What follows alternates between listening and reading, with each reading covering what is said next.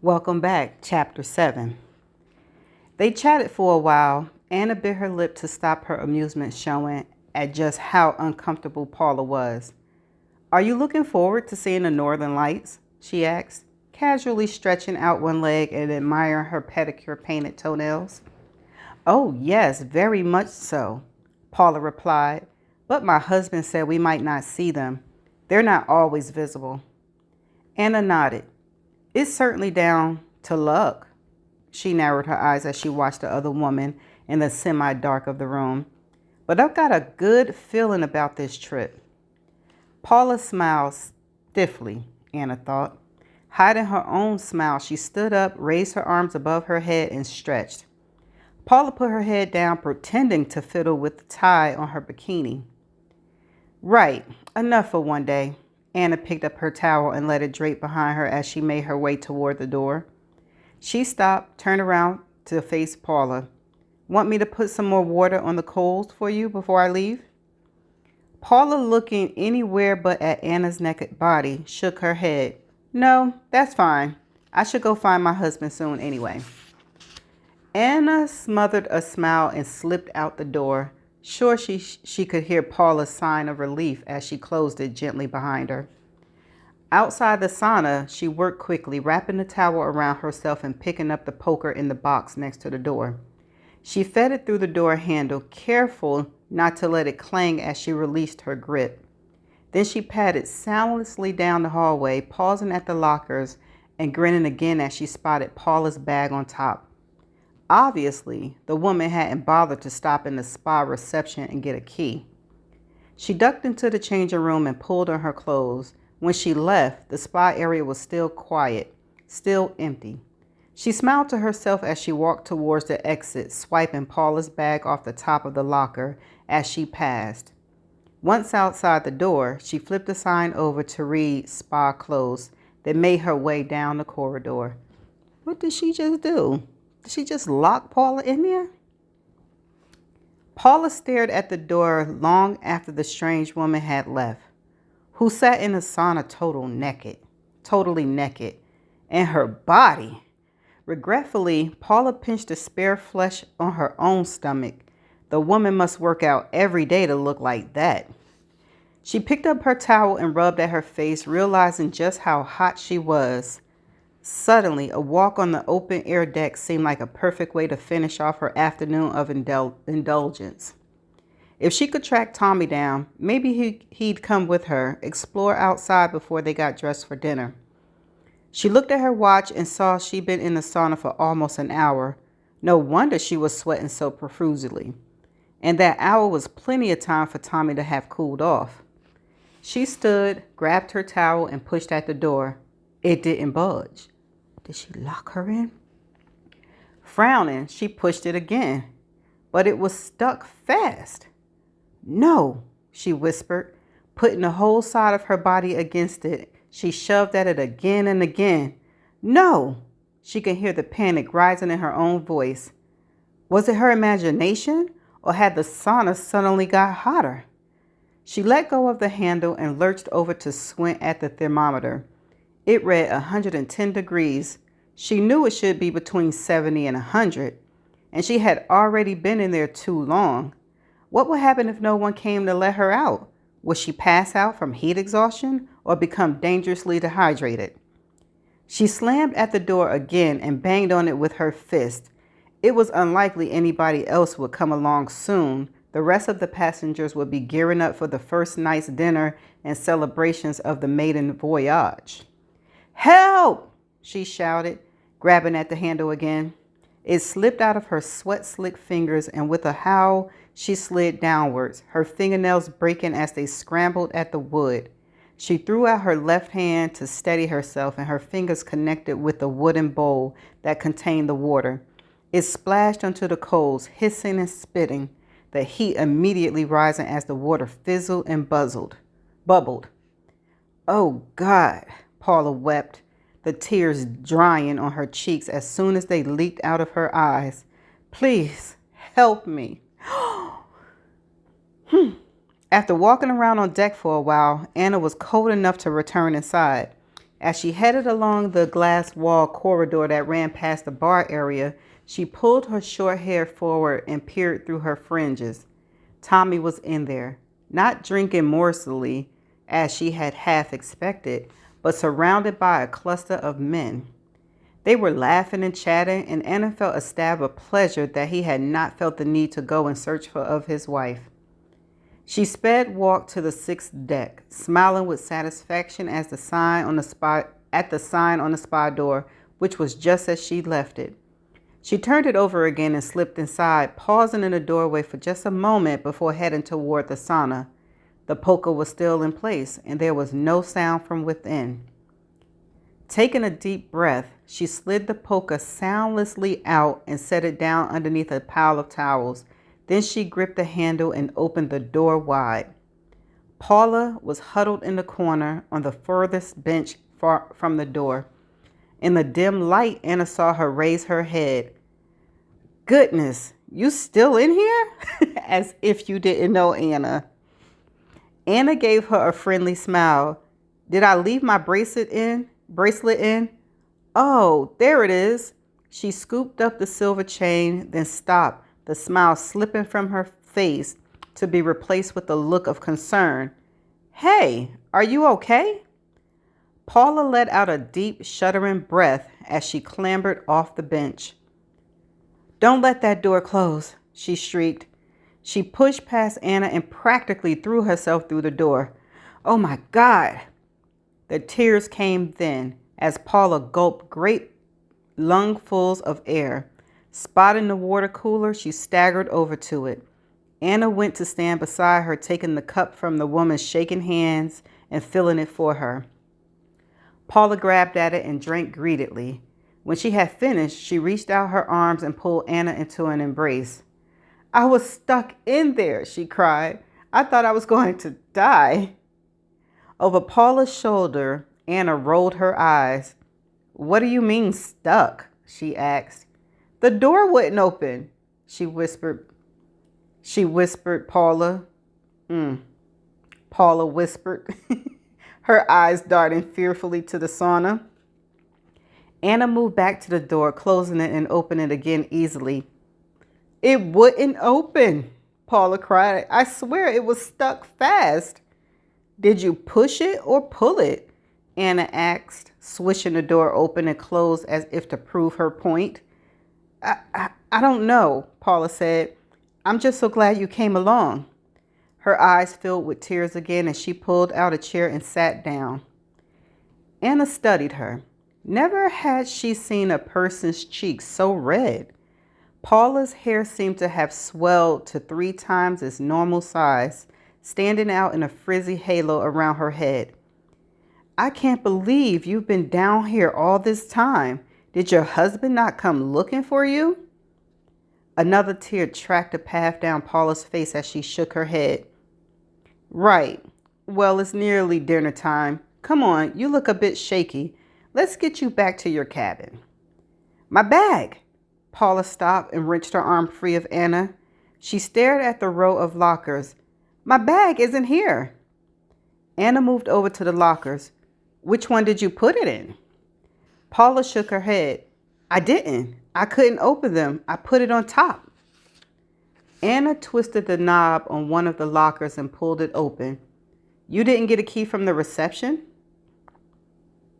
They wouldn't open when I tried them." Paula's word caught on a sob and she scrubbed at her eyes. "I can't believe all of this is happening to me." "Girl." Anna turned back to her. "What was in your bag? Your purse, phone, anything valuable?" "No, just makeup and a coin purse, I think." Paula pulled at the lanyard around her neck. "At least I have my cabin key." "We'll report the bag missing."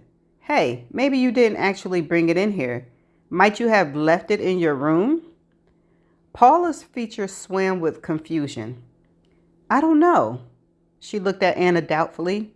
"Maybe." Anna patted her shoulder. "Let's get you back to your cabin." All right, Paula, you know you brought that bag with you. Stop playing. Maybe the heat defried her brain. As she allowed herself to be led by Anna through the stairwells and corridors, Paula began to relax. By the time they reached the expedition suite, she felt almost like her old self, as well as thoroughly embarrassed by the tears and panic she had shown in front of the other woman. "Oh, we're practically neighbors," said Anna when Paula stopped outside her door. "I'm in the suite on the corner." Paula pulled at the towel wrapped around herself, which was wringing wet from her escapade in the sauna. "I can't tell you how glad I am you left your bracelet in there, she said. "Anna, are you on this cruise alone?" She nodded. "I am. I'm treating myself before work gets crazy again in the new year." Paula wondered what sort of job this young woman did. On impulse, she took hold of Anna's hand. "Please, will you join us for dinner tonight? I'd like to say thank you properly. It's our treat." "Oh, well, I think our meals are already paid for in the price of the tickets," replied Anna. At Paula's mortified expression, she squeezed her hand. "But I'd love to join you. Thank you." "Good." Paula straightened her shoulders and slipped her key card in the slot. "We'll meet you here in an hour." Inside the safety and relative expanse of her cabin, Paula sank onto the bed. Never in her whole life had she felt as frightened as she had in that sauna. She pulled off her bikini and inspected herself in the full-length mirror on the back of the bathroom door. Her skin was red and blotchy, her face was dry, and her hair was like straw. She pulled at it, wincing as several strands came away in her finger. What the hell had she done to herself in that awful sweat box? Tears filled her eyes again at the thought of the amount of money she spent to keep her hair and her skin in tip-top condition. She didn't even have time to wash it, and actually wasn't sure if she dared due to the amount that seemed to be shedding from her scalp. She reached for her coconut oil, smoothing it along the shafts of her hair until she could get a comb through it. Slicking it against her head, she pinned it up and scowled at her reflection. This was not how she had intended to spend her first night on board. And where was Tommy? Exactly. As she reached for her phone on the side, she belatedly remembered her lost bag. She darted around the room, opening cupboard doors and bedside drawers, searching for the bag she was sure she'd taken to the sauna with her, 'cause you did. Feeling emotional again, she stabbed at Tommy's name, clicked her nails on the side of the sink as she waited for him to answer. Her nails! In horror, she looked at her left hand, remembering now the nails that had chipped and split as she scraped them against the sauna door in her desperation to escape. They were jagged and broken. The expensive manicure that she had the day before, a complete and utter waste of money. "Hey, babe," Tommy's voice came down the phone. Paula dragged her gaze away from her ruined hand. "Where are you?" she asked, hating the sound of the choked tears in her voice, but unable to quell them. "On the lower deck," he replied, and down to the line came the sound of male laughter. Paula swallowed down the sobs that threatened to break free. In the mirror, her skin flushed an even deeper scarlet. "It's nearly dinner time," she said hoarsely. "I'm coming back now," he replied, oblivious to her emotional state. "I'll be in the cabin in 5. 15 minutes later, she had done the quickest possible repair job on herself. She looked like shit, she thought, with the coconut clinging to her jet black hair, making it appear greasy and unkempt. The aloe vera cream had done little to soothe her overheated skin, and the nails on her left hand were now a good few millimeters shorter than those on her right.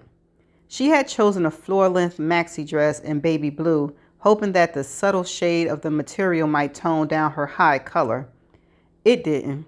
She just looked like somebody wearing a summer dress in the middle of winter. Right on cue, the door clicked and Tommy sauntered inside, throwing his key card on the bed and lowering himself into the bucket chair by the window. "Did you have a nice afternoon?" he asked as she emerged from the bathroom. He sounded as though he was over his sulk. Paula bit her lip. No, I had a really bad afternoon. I met a group of fishermen in the bar. I'm sorry, I shouldn't laugh at him ignoring her. He said, as if she hadn't spoke. They were really nice guys, had a good chat. They were telling me all about the Northern Lights. A sob emerged, tears rose, and she lowered her head. Babe? She dabbed at her eyes with her fingers. I had a really shitty afternoon. I got locked in the sauna. She pointed to her head. Look at my hair. Look at how red my skin is. Miserably, she inspected her arms and hands. The woman next door rescued me, and I've invited her to join us for dinner tonight as a thank you. She's traveling alone, she added as an afterthought. "'Kay," said Tommy. "Guess I better get ready then." He pushed himself out of the chair and walked somewhat unsteadily over to the wardrobe, flicking through the clothes that Paula had hung up earlier. She knew her eyes were still watering. Mentally, she pulled herself together. They had a guest with them for dinner. If Paula couldn't get her emotions under control, Tommy would refuse to eat with her. He would probably go off with his new buddies, and the woman next door, Anna, would think Paula was even more of a loser than she did already. She bit her lip and sat down in a chair that Tommy had vacated. She would have to get through dinner, but all she really wanted to do, was crawl under the covers and forget this day had ever happened. Whew, Tommy. In the cabin on the corner, Anna selected her most spectacular dress, a gold sequel number, muted and matte, demure enough not to be sleazy, but cut high enough in the leg and low enough in the neck to give a hint of what lay beneath. As she carefully applied her makeup, she thought of Paula next door and her awful blotchy, practically burned skin and terrible straw hair. She smiled as she dashed the bronzer along her cheekbones. Maybe she would suggest accompany Paula to the salon tomorrow, get a deep conditioning treatment put on her hair.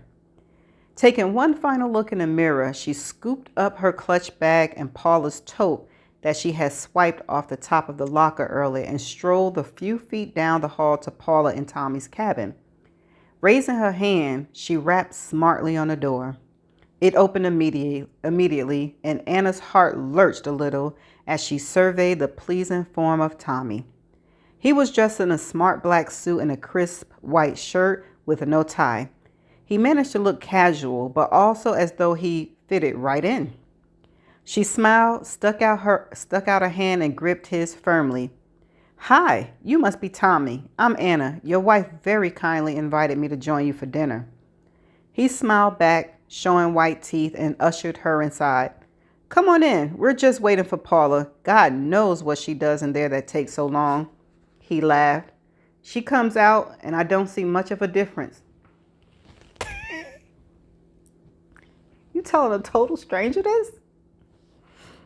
Interesting. Anna raised her eyebrows. His first words were to put down his wife. Exactly. Ordinarily, it would be a warning sign. This was, after all, the man Anna intended on leaving the cruise with in 10 days' time. Most women with their eyes on a guy would be put off by a man who spoke about his wife so dismissively. But Anna wasn't here for hearts and flowers. Language and attitudes didn't matter, not in the long run. She figured if she could live with old William the way she had, time spent with Tommy Ellis would be far more fruitful, despite his attitude to his current wife.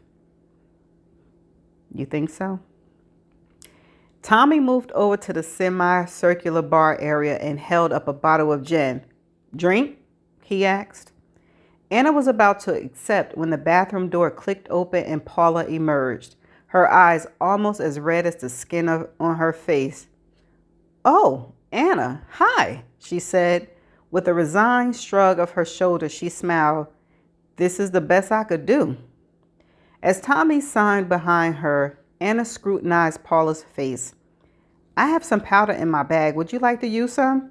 I got extreme sunburn in the summer in Mexico. This worked wonders until the skin healed up properly."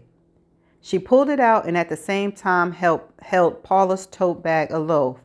Oh, and I went back to the sauna. Found this on the receptionist's desk. I think it belongs to you. My bag! Paula smiled and reached for it and upended it on the floor. Nothing's missing, she said. A sudden stillness came over the room and Paula looked up at Anna. How did you know it was mine?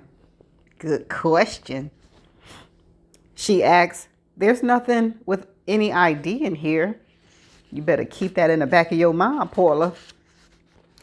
Anna fought to control the flush that threatened to creep up her neck. Was Paula calling her out? She sure was. Had she figured out who had both locked her in the sauna and stolen her bag? She felt her eyes glittering dangerously and consciously softened her expression. I never saw anyone else in the spa this afternoon apart from you. I figured it must be yours. Her tone was flat and hard. She heard it and wondered if Paula would challenge her. She darted a look at Tommy, still behind the bar, checking his watch. Are we going to dinner then? He asked. Paula stood up. Yes, let me just put this away.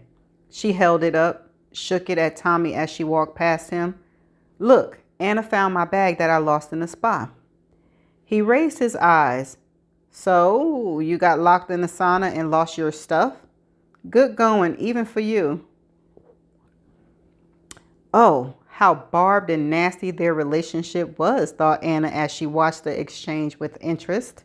And yet Paula didn't react. Was she so used to her husband's scathing remarks that they just sailed over her head these days? Or did she wear a mask for him, only to cry in private? Perhaps the prize of the 5-bedroom house and all the trimmings that came with it was enough to allow her to put up with the disrespect. If it was, Anna could identify with that. Ooh, child, this book is deep. That powder was great, thank you, said Paula as the three of them left the cabin and walked down the corridor. The hallway was narrow and the two women walked together, Tommy in the lead. It's a good one. I got it in New York and always stock up when I'm there. Anna smiled at her. You can keep that one. Paula blanched. Oh, I couldn't. It's obviously expensive. Anna put a hand on her arm. I insist. Paula darted a glance at the woman beside her. In just a few minutes, she had already let them know that she'd been in Mexico in the summer and was a frequent visitor to New York. And in this cruise, not to mention the designer dress she was wearing and the expensive face powder she had given away so freely, and there was clearly no shortage of money. What do you do for a living, Anna? She asked as they passed next to the lift that would take them to the restaurant. Oh, I oversee a nationwide firm, replied Anna. My team are mostly freelancers, and I ensure they're all in work. It's a tough job. We're in the process of going international, so I need to be available all the time, literally day and night. She smiled suddenly and swept her arms in a wide arc. A holiday like this is my reward. Paula blinked. This tiny woman with the body of a boy oversaw an entire company and earned enough money to keep herself in luxury and allow her to go on holidays like this one several times a year? Are you getting any ideas, or she's suspect to you? Wow, she muttered. That's impressive. She paused, eyes narrowed. Suspect. What does your husband do? Anna laughed. No husband, just me. I never had the time nor the inclination for husbands or kids or all that mess that come along with them. Tommy, previously uninterested in the woman's conversation, swiveled his eyes to regard Anna, a move that Paula didn't miss. She said no kids. He was like, oh, really? Tommy is a mess. And what do you do, Paula? Asked Anna politely as they stepped into the lift. A silence descended. Usually, Paula answered that question with a hint of pride that she had a husband who earned enough that she didn't have to work herself. But somehow, next to the pocket rocket beside her, the answer she normally gave would just seem sad. I keep house, she managed, aware even as she spoke that it sounded lame. Oh, housekeeping? Said Anna. Petty, said Anna. I was a part-time cleaner when I was working my way through college. Paula heard the disconnect and swallowed as Tommy smirked in her direction. No, I meant I just look after our house, she paused. I don't work, she clarified. The lift sped on down to the diner deck, opening with a little chime as they emerged, and Paula wondered if Anna had actually heard her. As the other woman walked ahead, Paula yanked on Tommy's sleeve. She thinks I'm a cleaner, she hissed. He pulled his arm free and straightened his cuff. For God's sakes, relax, he said, moving up to stand beside Anna as they waited to be seated. What? Anna ain't your wife, Paula is. He said, get off of me. Ooh. Paula remained behind them, inexplicably hurt by both Anna's assumptions and the fact that Tommy didn't seem to care. In front of her, Anna said something that made Tommy throw his head back with laughter. As a waiter appeared and led them through the restaurant, Tommy lifted a hand and rested it on the small of Anna's back. Paula trailed behind. What? A garden salad, Anna said as she passed her menu back to the waiter, confident that the meal she had selected would be enough to sustain her. She glanced at Paula beside her, at how the straps of her dress cut into the flesh of her shoulders. Yes, the salad was a good idea. She waited without remark as both Tommy and Paula ordered the steak fillet with extra butter and fries. Fries? And not even the slightly healthier sweet potato variety. Paula gave her menu back and looked a little abashed. I missed lunch because of all of that sauna business, she said. Anna nodded. She had missed lunch and breakfast too. Inside, she glowed with pride. Paula touched her arm and leaned in. Just to clarify, I'm not a cleaner or a housekeeper. I don't actually work, you know. Hey guys, a sudden shout from Tommy made Paula jump and both women looked up. It's the boys from this afternoon, he explained as he pushed his chair back. I'll be right back. Anna smothered a smile and turned to face Paula. So, what did you want to do? When you were young, I mean. Paula stared back blankly. What do you mean? Well, nobody aspires to be a trophy wife, do they? I mean, when you were at school, when you were younger, what career did you want? Oh, a pained look crossed Paula's face and she froze in her seat. Paula? Anna tilted her head, concerned. Paula shook her head and uttered a dry little laugh. It's funny. My best friend said something along those lines to me just the other day. Don't lose yourself, she said. She smiled wryly. It pissed me off. Anna flinched. Oh, I'm so sorry. I didn't mean to be rude. But Paula's eyes were locked on something across the room. Anna followed her gaze to see Tommy immersed in his new group of buddies, backslapping and handshakes all around as they congratulated themselves on how fantastic they all were. A trophy wife? Muttered Paula quietly. Anna grabbed her hand. Listen, I only just met you, right? But I can tell you're so much more than a trophy wife. She gestured to the table. Look at this. I would have been eating alone if you hadn't been kind enough to invite me to dinner with you tonight. She patted Paula's hand and laid it softly back on the table. Pleased she had been able to find a compliment to pay the woman. Paula smiled. but to Anna it seemed forced. Ignore me. I think it's the after effect of this afternoon's horrific disaster. Anna sat back. She could feel the anger creaking through her very marrow, and then she breathed deeply to contain herself. What you got to be upset about, Anna? Being locked in a spa for an hour was not a horrific disaster. Being forced to lie with the old man so he continued to pay your salary was awful. Homelessness and sofa surfing was horrific. Joblessness and poverty was disastrous. She bit her lip to stop it trembling. Inside her mouth, the familiar metallic taste of blood brought her back to the present just as her salad was placed in front of her. She regarded it carefully, running her hand over her concave stomach. There was no curves now, hadn't been since she had been a teenager.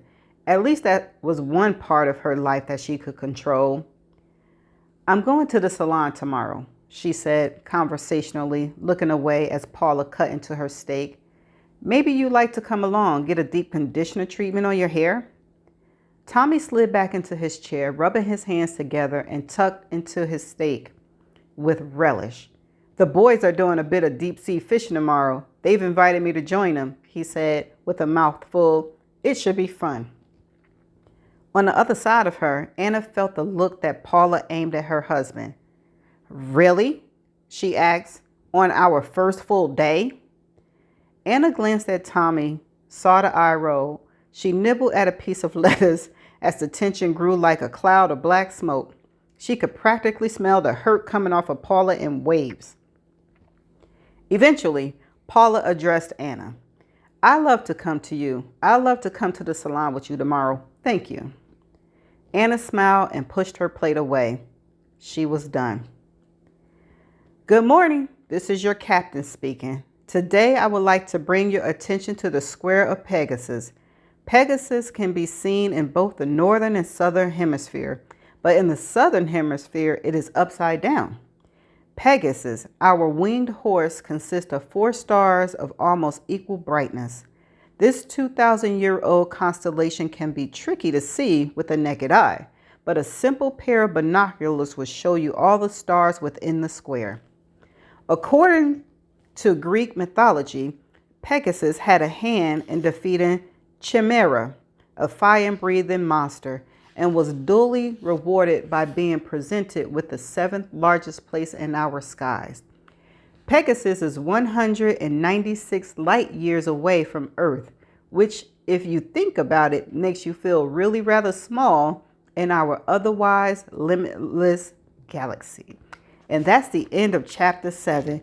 Oh my. First of all, oh my. Second of all, oh my. No.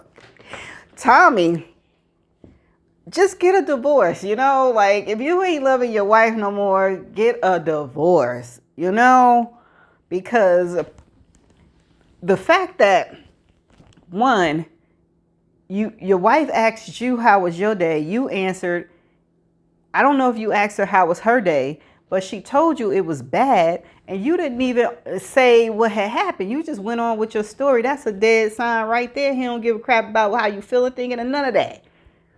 Okay? And I really think that Paula is going to snap. Okay? First of all, she's going to snap. And let me back up a little bit. Anna, girl, you laying it on too thick, right? You laying it on too thick, which was making Paula, think about why you here. What's your end game? Because Paula is all about Tommy. You understand what I'm saying? And I don't think she is like low self-esteem that much. I think that she got something up her sleeve. And Anna is treating her just like Tommy's treating her, like they downing her and they seeing that, she's like, oh my God, that hurt my feelings.